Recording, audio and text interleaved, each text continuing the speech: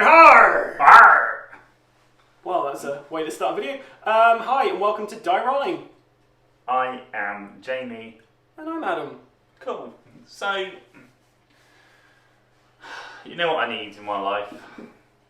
I have a few suggestions, but what would you like in your life, Jamie? I would like a quiet life. Yeah. A life on the sea. A life with no worries, in a yacht, with a swimming pool, and some jet skis. Yeah, Okay, that's what I great. like. Yeah. Cool. Let's end it there then, right? That's it. That's good. What game are we playing? We're playing Plunder, a pirate's life, which is similar to your fantasy there, except not at all. So in this game, we're going to be going along the one sea, because there's only one sea in this game, and we will be basically being pirates by attacking each other, getting buried treasure, and taking over islands. Sounds like the perfect game for a pirate. Indeed. So, should we get to the table and see what it looks like? How much did it cost? It didn't cost me anything because it's a review copy, but this Is costs it, around... is it 3 pieces of 8? Arr! No, No? I don't think that... Amazon don't trade in that. No? Okay.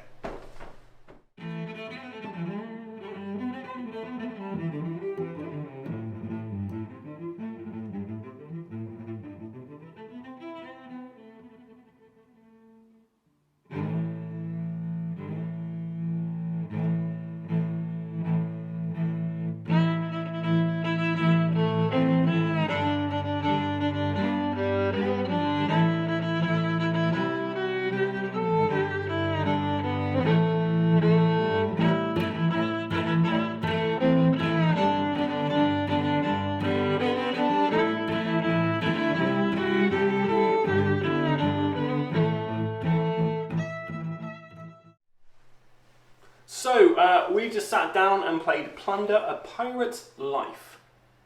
Thoughts, Jamie? So, from the offset, maybe you'll sell my thoughts here.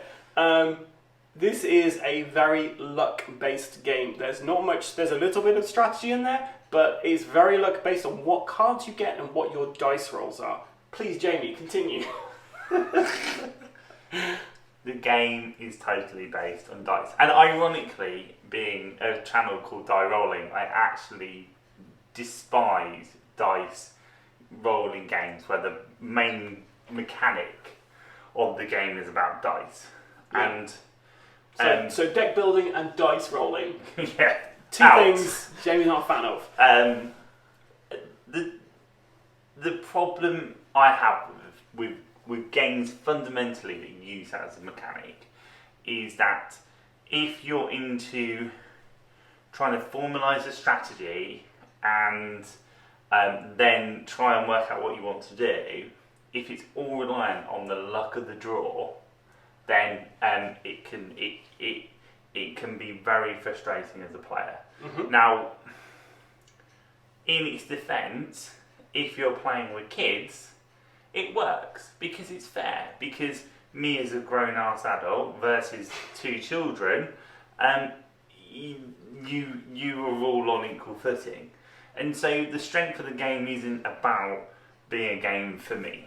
Like for me as a board gamer, like I played it, I wouldn't play it again in my board game group, but I'd probably play it with my kids because the kids would like it and they like the theme. And I think sometimes on this channel I come into a review and I think, what would I like, how would I like it? And I've got to take a step back because did I like the game?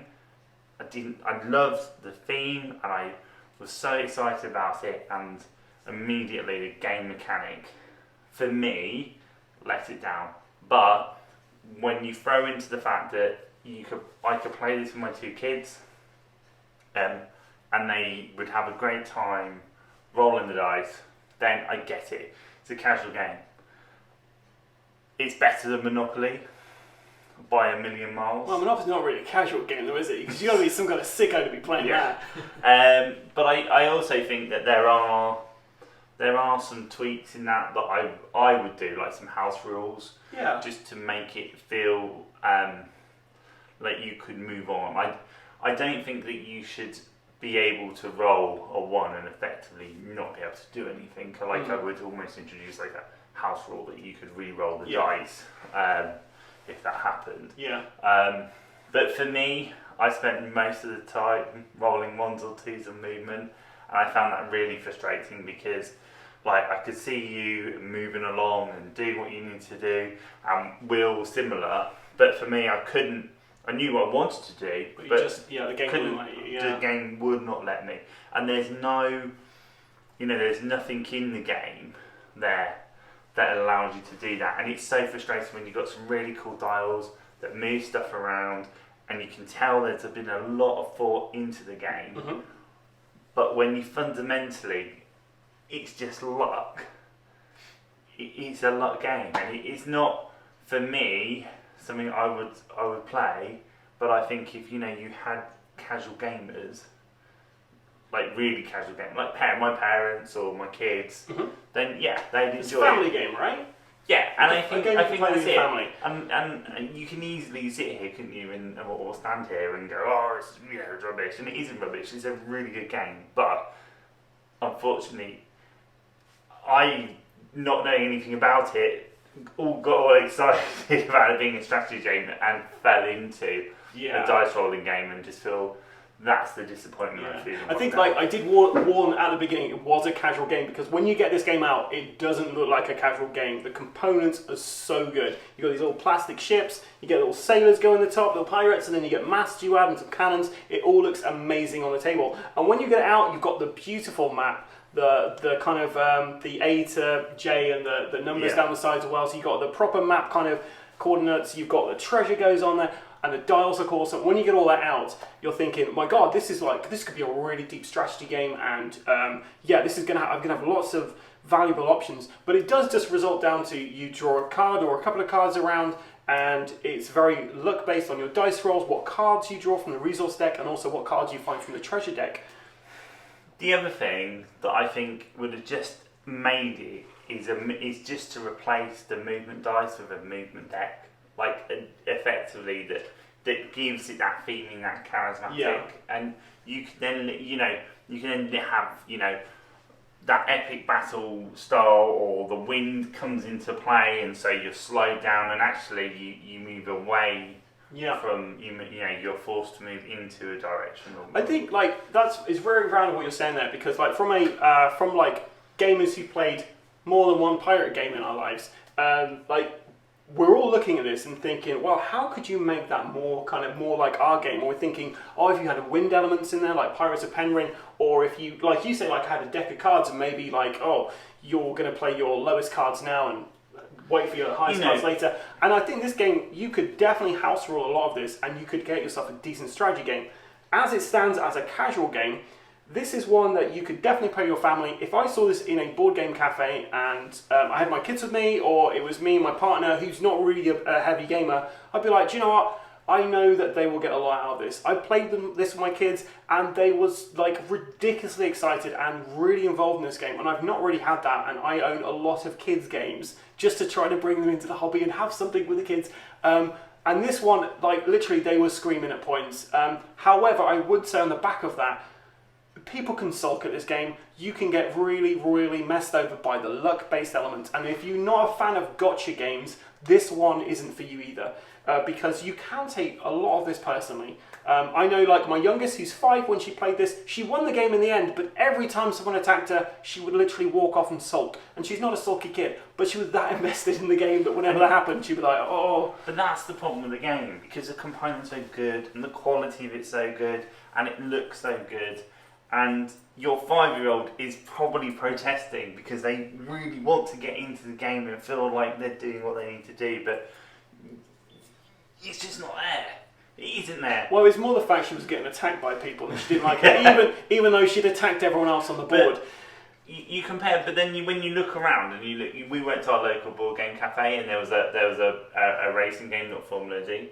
There was a racing game there, and we accidentally pulled out on the shelf because it's similar. It looked really good. We played it, and again, it was a fun, casual game. But you played your cards. Yeah. And I think it was a lot more strategic because you had options rather than dice roll. I think for what they were trying with this, they got it right, because they were aiming for like a casual market, people who are new to games and people who like the theme and a really good quality product.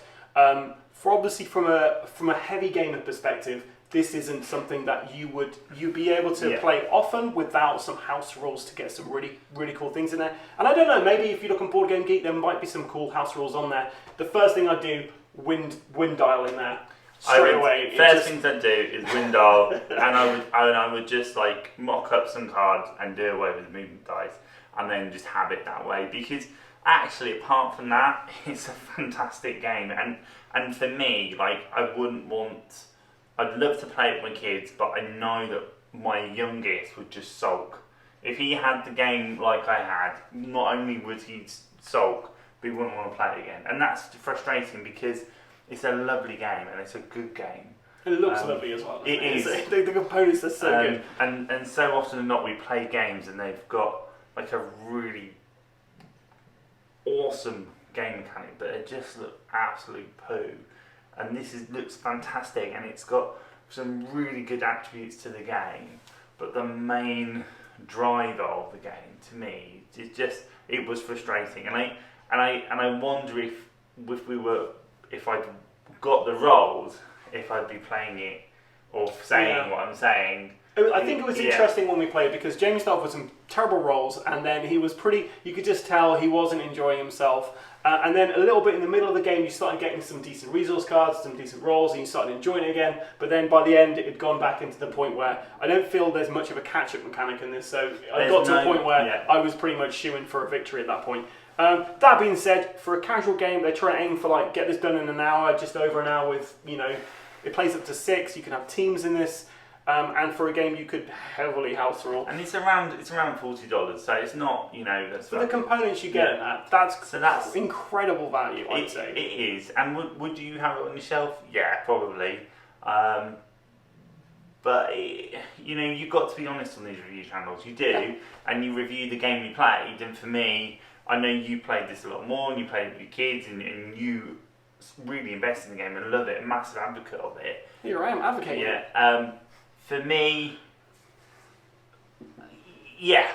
all of the above, but I don't like the game. I don't like the dice. Yeah, that's it, and that's fine. It's not forever. It's very luck based, and although I'm an advocate for this game, I can see the frustration there, and it's not fun playing a game when other people at the table aren't enjoying it as much as you. Will was kind of crying a little bit playing this as well, but he did do a great... But we managed to get him back to the table. Yes. But that wasn't because of the dice, that was just because he was being misbehaved. Yeah. Like a child. Well, he is one. So, shall we do the admin? Let's do the admin. So, we are die rolling, and if you've enjoyed watching us, rabbit on. There's plenty more where that came from on our Instagram and our YouTube. You can find us on Facebook. And a bit of Twitter as well, thrown in for the mix. And if you are on one of our Facebook or YouTube and you're watching this, please make sure you click like and subscribe. Follow us and support us and comment. And if you're on YouTube, make sure you click that bell. Yeah. Until next time, stay safe and keep rolling.